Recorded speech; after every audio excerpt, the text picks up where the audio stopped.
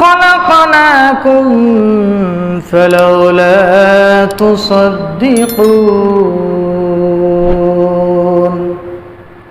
আল্লাহ পাক রব্বুল আলামিন বলেন, নিশ্চয় আমি তোমাদেরকে সৃষ্টি করেছি, তবুও তোমরা এই ব্যাপারে বিশ্বাস স্থাপন করো না। আল্লাহ পাক রব্বুল আলামিন বলেন, গোটা পৃথিবীর মানুষ এ কথায় বিশ্বাসী যে স্রষ্টা একজন আছে। মুসলমানদের মধ্যে অধিকাংশ মানুষ এটা বিশ্বাস করে যে আল্লাহ পাক আমাদেরকে প্রথমবার সৃষ্টি করেছেন। প্রথমবার সৃষ্টির ব্যাপারে তাদের বিশ্বাসের কোনো একটা ঘাটতি নাই। পক্ষান্তরে দ্বিতীয়বার সৃষ্টি করা হবে এই বিশ্বাস, ইয়াকিন অধিকাংশ মানুষের ভিতরে নাই। মানুষ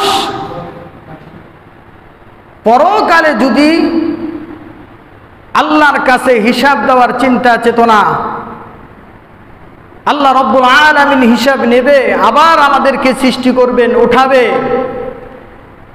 এই চিন্তা চেতনা থাকলে তাহলে মানুষ পাপ কাজ করতে পারত না। ঠিক কি না?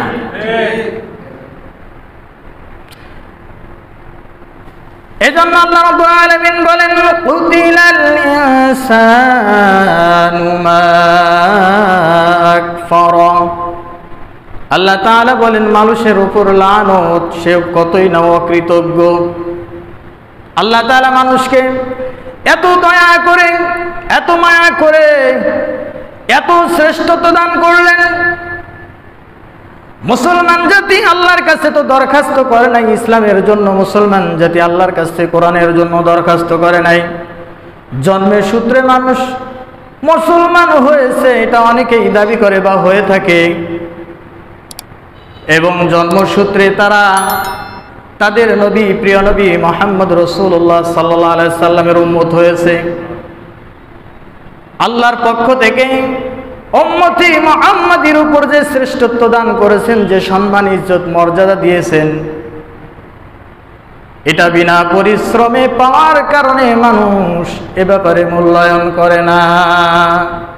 কিছু কিছু মুসলমান আল্লাহ তাআলা সৃষ্টিকে অস্বীকার করে, দুনিয়ার মধ্যে এমনভাবে থাকে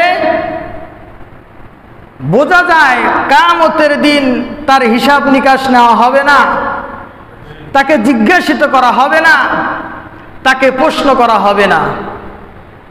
হালাল হারাম, জায়েজ নাজায়েজ, বৈধ অবৈধ কোনো কিছুর তোয়াক্কা করে না, কারণ পরকালের ব্যাপারে তারা হচ্ছেন উদাসীন। মুসলমানদের ভিতরে এরকম বহুত মুসলমান আছে যারা অন্তর থেকে আল্লাহর প্রতি বিশ্বাস স্থাপন করে না। জবানে যদি বলে হ্যাঁ আল্লাহকে আমি বিশ্বাস করি, কিন্তু কর্মে বোঝা যায় যে সে আল্লাহর প্রতি বিশ্বাসী নাই। হযরত আল্লামা আশরাফী থানভী রাহমাতুল্লাহি আলাইহি ওনার মামা এসে কারিমার মধ্যে একটি ঘটনা উল্লেখ করেছেন। ওনার মামা একজন বড় মুহাদ্দিস ছিলেন, বড় একটা মাদ্রাসার প্রিন্সিপাল ছিলেন। আল্লাহর এই ওলির মামা প্রতিষ্ঠানের ভিতরে উস্তাদদেরকে নিয়ে কথাবার্তা বলতেছেন, আলোচনা করতেছেন। হঠাৎ করে সরকারি টিও সাহেব এসে হাজির। টিও সাহেব এসে বলতেছেন, প্রিন্সিপাল সাহেব, আমি একটু ক্লাসগুলো পরিদর্শন করব, আমাকে একটু হেল্প করেন।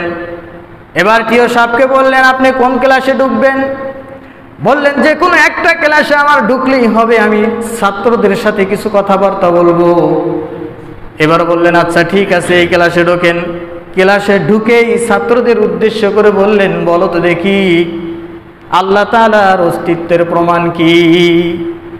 ছাত্ররা সব অবাক হয়ে গেছে যে এটা আবার কেমন প্রশ্ন, আল্লাহ তাআলার অস্তিত্বের প্রমাণ, এটা কিভাবে বলবো?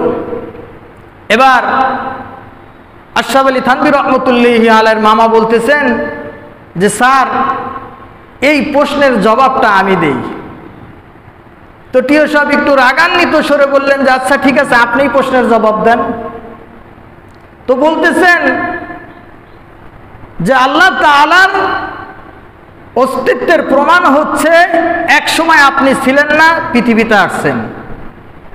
এবার টিও সব বলেন এটা আমি বিশ্বাস করি না, আমাকে সৃষ্টি করেছে আমার পিতামাতা। হুজুর বললেন আপনাকে যদি আপনার পিতামাতা সৃষ্টি করে থাকে বলেন তো দেখি আপনার পিতামাতাকে কে সৃষ্টি করলো?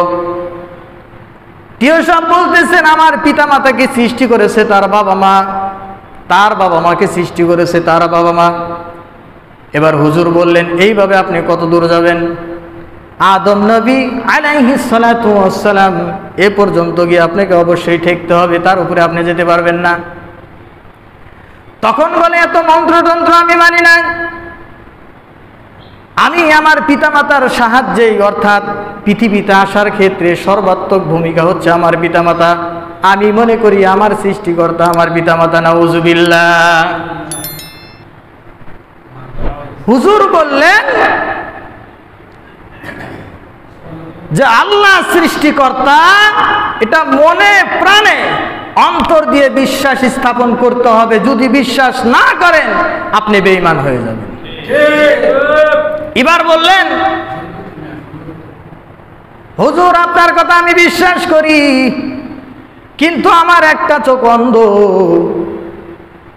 এই চোখটা যদি ভালো হতো তাহলে আমার ভালো হতো। আপনি আপনার প্রভুকে জিজ্ঞেস করেন আমার চোখটা যেন সে ভালো করে দেয়। হুজুর এবার চোখ বন্ধ করে আকাশের দিকে তাকালেন। কিছুক্ষণ তাকানোর পর মাথা নিচু করে টিও সাহেবকে বলতেছেন যে আল্লাহর পক্ষ থেকে জবাব আসছে যে তাকে বলে দাও আমি তাকে সৃষ্টি করেছি, তার একটা চোখ আমি অন্ধ করে দিয়েছি। সে বলে তার সৃষ্টিকর্তা তার পিতামাতা, তাহলে তার পিতামাতাকেই চোখটা ভালো করে দিতে বলো। এবার লোকটা হতভম্ব হয়ে গেল, আর কোনো কথা বলে না। মাদ্রাসা থেকে চলে গিয়ে মাদ্রাসার নামে খারাপ রিপোর্ট দিল। মাদ্রাসার নামে খারাপ রিপোর্ট দেওয়ার কারণে আল্লাহ রাব্বুল আলামিন কিছু কিছু মানুষের পাপের কারণে দুনিয়াতে শাস্তি দেয় না, আবার কিছু কিছু পাপে এমন আছে আল্লাহ তাআলা ছাড়ও দেয় না। লোকটা মাদ্রাসার বিরুদ্ধে এমন খারাপ রিপোর্ট দিল যার কারণে মাদ্রাসার অনেকটা ক্ষতিগ্রস্ত হয়ে গেল। আল্লাহ রাব্বুল আলামিন বলেন যে বান্দারে তোর হাতে শক্তি আছে, কলমে জোর আছে, এই কলমের শক্তিটা তুই ন্যায় পথে না খাটিয়ে অন্যায় পথে খাটাইলি। মাদ্রাসার তলিবে আলেম মাদ্রাসার শিক্ষা ব্যবস্থার ব্যাপারে এরকম একটা হুমকি স্বরূপ তুমি দাঁড়ালে আমি আল্লাহ রাব্বুল আলামিন তোমাকে এমন একটা অসুখ দেব পৃথিবীর কোনো ডাক্তার কবিরাজ সেই অসুখ সারাতে পারবে না। এজন্য বলা হয় আল্লাহর মায়ের দুনিয়ার মার। তো আল্লাহ তাআলা ওই ব্যক্তির মাথায় এমন ব্যথা দিয়েছে, এই মাথা ব্যথা এমনটা যে ওষুধ খেলে যায় না, এই মাথা ব্যথা নিয়ে এই দুনিয়ার থেকে বিদায় নিয়ে চলে গেছে। এই জন্য সম্মানিত হাজিরিন, আল্লাহ পাক রব্বুল আলামিন পৃথিবীতে প্রেরণ করেছেন, তার আনাগত্য সঠিকভাবে করতে হবে, কিন্তু তার সাথে কোনো বিদ্রোহিতা ঘোষণা করা যাবে না। এদিকে আমাদেরকে খেয়াল রাখতে হবে।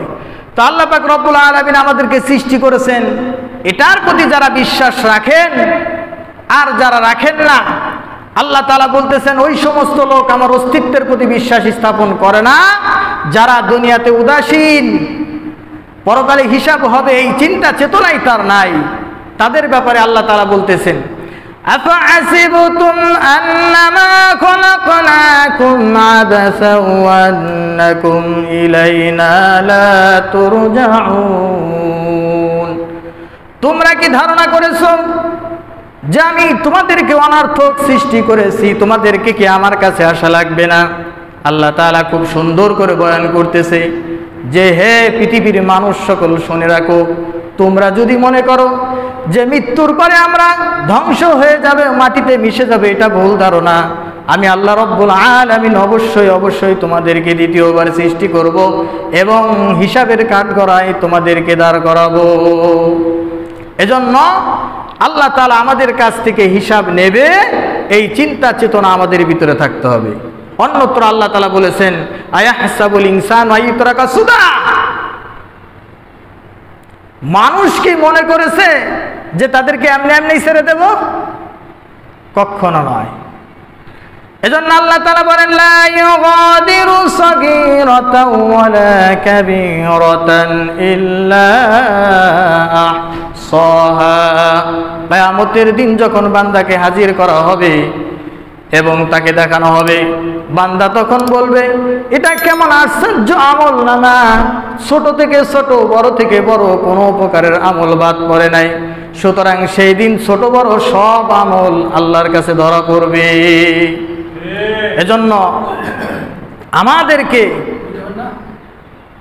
আমাদের চিন্তা চেতনার ভিতরে আল্লাহর গোলামি, আল্লাহর দাসত্ব স্বীকারের মনোভাবনা তৈরি করতে